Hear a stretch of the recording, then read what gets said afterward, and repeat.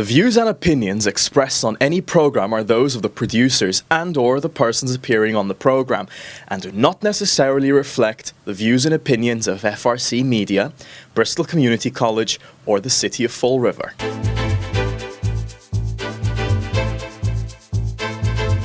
There are 14 candidates on the November 4th ballot here in the city of Fall River, and we at FRCMedia are trying to speak to as many of them as possible between now and Election Day. And pleased to be joined by someone who has run for office before but has not been successful and is one of the challengers in the race. He is Louis Melim. Lou, thank you for joining me. I appreciate it. Thank you. It's my pleasure. All right. For people who do not know Louis Melim, just tell us a little bit about yourself. Who am I? Well, I was born in the Azores and immigrated to the United States at age 17.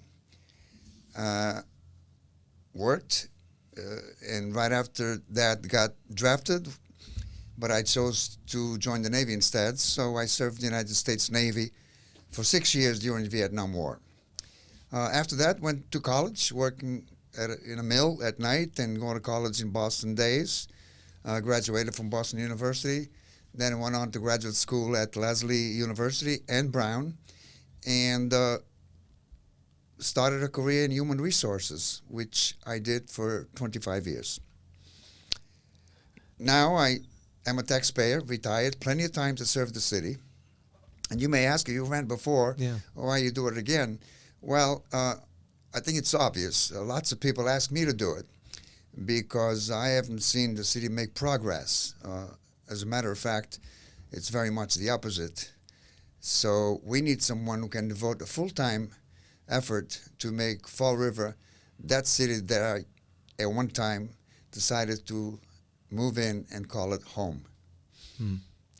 So, if elected, you'll be one of 9. What do you feel is your top issue? You mentioned that the city's not going in the right direction in your view. Is there any specifics on maybe 1 or 2 issues that you really want to focus on if elected? Well, there's quite a few issues, as it is obvious. But first of all, safety. There's no such thing as having a good city or a good neighborhood unless you have safety. And by that I mean we need to have a fire department, a police department, and an EMS department fully staffed and fully financed every time. You cannot go back on that. That's the basis for any success as far as a city or a town is concerned. So that's my top priority.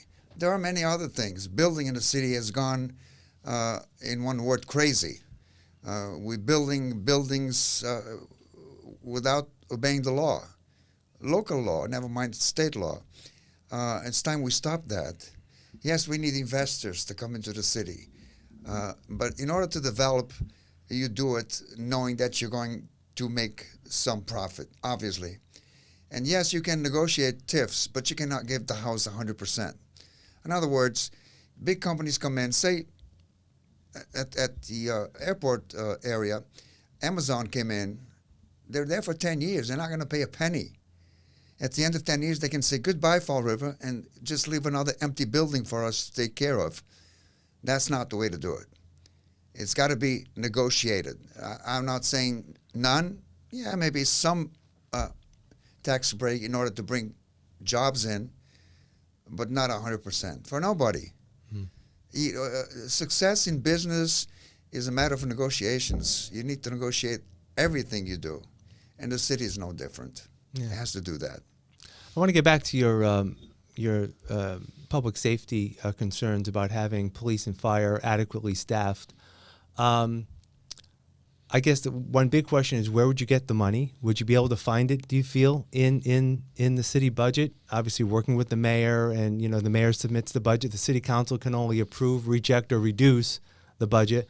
You can't really move the money around. So, I mean, where would the city find that money? I don't believe that for a second. Okay. I think the city council should get involved in the creation of the budget, not just approve it, disapprove it, or reduce it. They need to be there right from the beginning. Our budget went from $200 and some million to close to $500 million, $500 million, in a matter of 5 years. I don't know anybody whose salary has doubled in 5 years. So something is out of whack. We are spending too much in certain areas that we shouldn't, and not enough in areas that we must.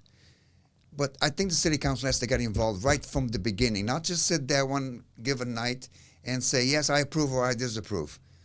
That's the very end of the effort. The effort has to start at the beginning. When the mayor starts working on a budget, the city council needs to get involved and find out who's getting what, who's asking for what, and who's going to get what. So when they vote at the end, they're familiar with the whole situation, not just the last number, which is usually what happens. Yeah. You mentioned your need to fund public safety. Are there any other departments, education maybe, that, should be exempt from being cut? Or can, the school department, a lot of it is determined by the state, because the state has given a lot of money to the city over the past few years. Not enough. Through the students. So you think we should have more Not money enough. for the school department? The other day, the mayor mentioned that the number of students has increased by about 1,100 in Fall River. We're over 11,000 now. Well, more than half of those students are illegal, sons of illegal migrants. We're not getting any money for them. The state, which allows this type of situation to occur, must come up with more money to pay for that. Because that big difference, 1,100 students, is a big difference in a city like Fall River. And we're paying for it. Yes, the state gives you a lot of money, but not enough. It doesn't make sense, for example, when we spend about $14,000 per pupil or per student in Fall River, and Wellesley spends $28,000. I know their taxes are higher, but they also get money from the state. We're not the only ones. Therefore, we're not treated the way we should be treated. We need to work with our representatives in the House of Representatives and the Senate so that we get more money for our schools, because our schools need to operate, obviously, need to be fully staffed. There's no question about that. Need paraprofessionals, which we don't have enough. But the state must come up with the money for that. They have plenty of money. Every day you read the newspapers and you see the state wasting money in areas where there's no need for it. This is a gateway city.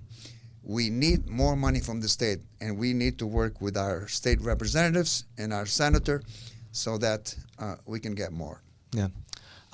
In terms of cost of living, rents in Fall River, it's a nationwide issue. Of course. Housing has been extremely difficult to meet for many individuals. How, as one city councilor, or even as a city, can something be done? We hear people saying they'd like to hold a line on taxes and not have taxes go up, but landlords have expenses as well. So how do you meet that balance? Well, as a city councilor, you cannot. I mean, you can certainly join the group and altogether do something about it, but not as an individual or as a city council group. Part of the problem is people moving in.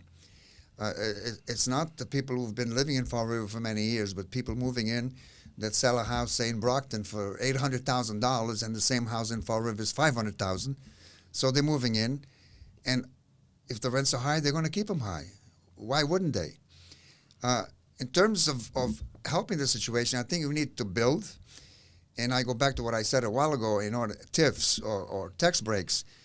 Give some tax breaks to people who build affordable rental apartments, not 100% tax break, some kind of a tax break so that the landlord doesn't lose everything and the person moving in doesn't have to pay a lot of money.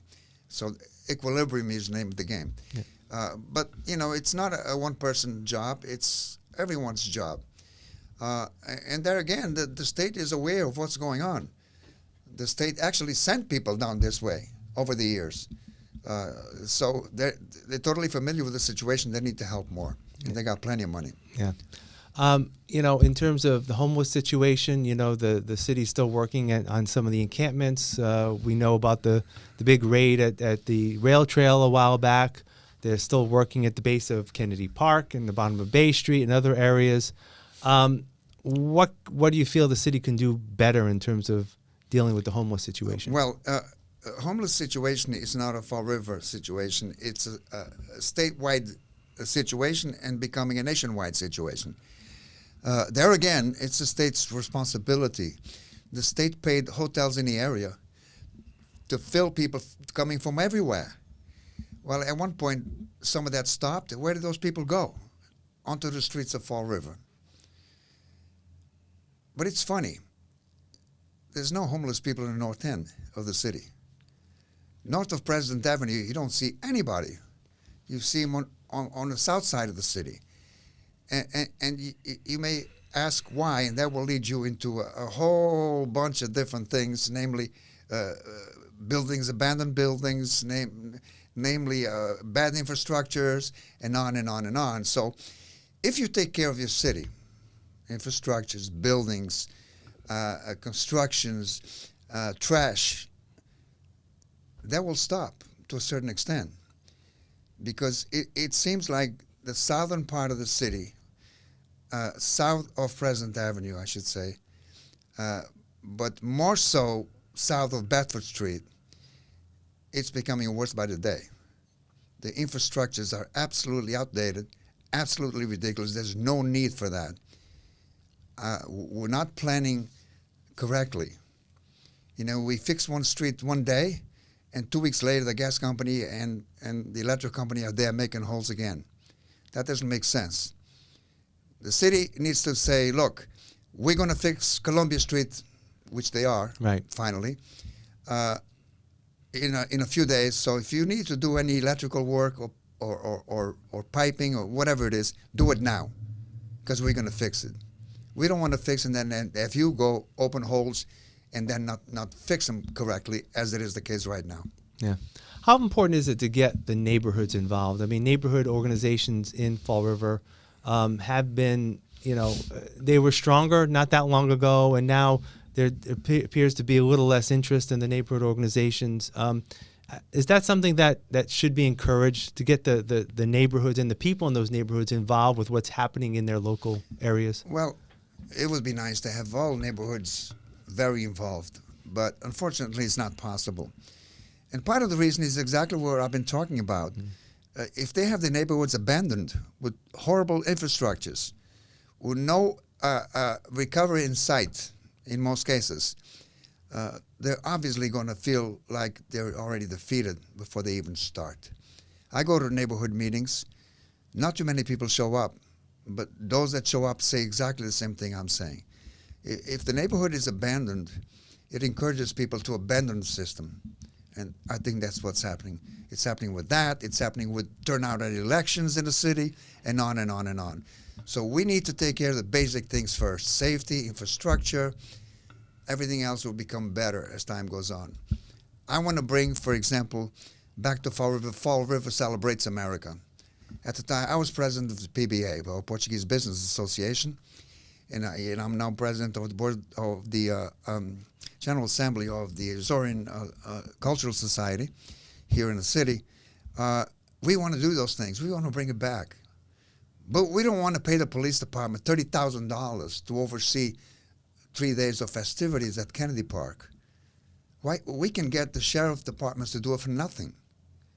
So we need to negotiate with the police union, police department, the mayor, and the organizers, so that we minimize the cost. I recall when there was 48 buses coming in from Canada. Mm-hmm. This year there was one, for the and feast, it left after 2 days.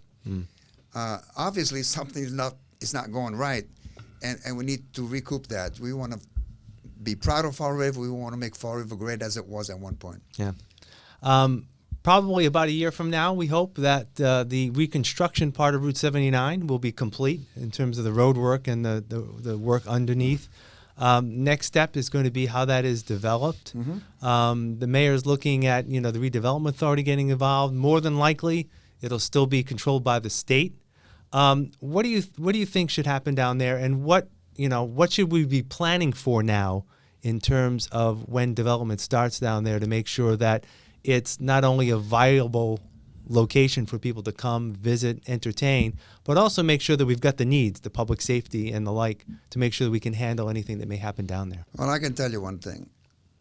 I'm the only candidate that went down and got a copy of the master plan. None of the city councils read it. They just heard from development, from the person in charge of development, what was going to happen. That's a masterpiece, as far as I'm concerned. Within the next 10 years, we have a chance to have the best-looking waterfront in the state of Massachusetts. That's absolutely amazing. It's there for us to have. Obviously, the city has to get involved in terms of who's going to develop, how are you going to develop? Is it going to be housing? Is it going to be a combination of housing and business, which should be, in my opinion, and entertainment? All those three things in the waterfront is going to be amazing. We have, about a mile of waterfront that it's unique in the state. No one has one like that.